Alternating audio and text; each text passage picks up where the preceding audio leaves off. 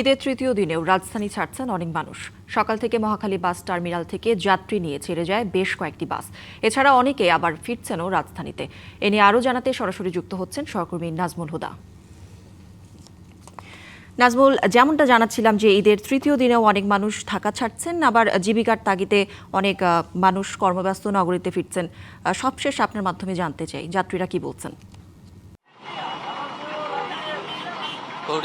যাত্রীরা তো ফিরছেন, সকাল থেকেই অনেক যাত্রী আসলে ঢাকা ফিরেছেন। তবে যারা ফিরেছেন তারা কিন্তু অনেকটা বাধ্য হয়ে ফিরেছেন, যেহেতু কালকে অনেকের অফিস আছে। তো কালকে যারা অফিস করবেন অথবা যারা সাধারণত শ্রমিক শ্রেণী আছে তারা কিন্তু আজকেই ফিরছেন। তো আমি এটা আসলে যাত্রীদের কথা, তাদের সঙ্গে কথা বলেই জেনেছি, এবং বাসের যারা শ্রমিক রয়েছে তারাও এই কথাই বলেছেন। আমি রয়েছি মহাখালী বাস টার্মিনালে।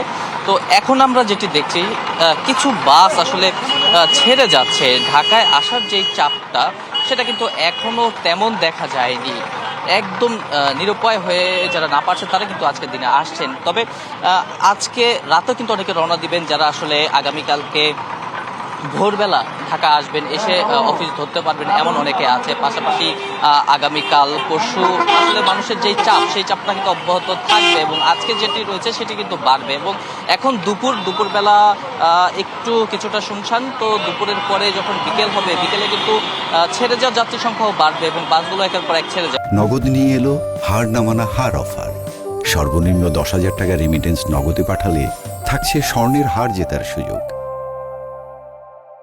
আমি একটু অভিযোগ শুনেছিলাম, এখানে যারা বাস চালক রয়েছে তারা জানিয়েছেন যে আপনি জানেন হয়তো যে তেলের একটি সংকট রয়েছে। এই তেলের সংকটের কারণে কিন্তু অনেক জায়গায় আসলে গাড়িগুলো পর্যাপ্ত তেল পাচ্ছে না, যে কারণে কিছু গাড়ি কিন্তু কম আসছে, তারা কম ট্রিপ মারছে, এমন অভিযোগের কথা তারা আমাদেরকে জানাচ্ছেন। তো তারা এই বিষয়টিও নজর দেওয়ার জন্য সরকারের কাছে আহ্বান জানিয়েছেন, যাতে যাত্রীরা আসলে নিরাপদে এবং নির্বিঘ্নে খুব সহজেই ঢাকা ফিরতে পারে। নাজমুল, ধন্যবাদ আপনাকে।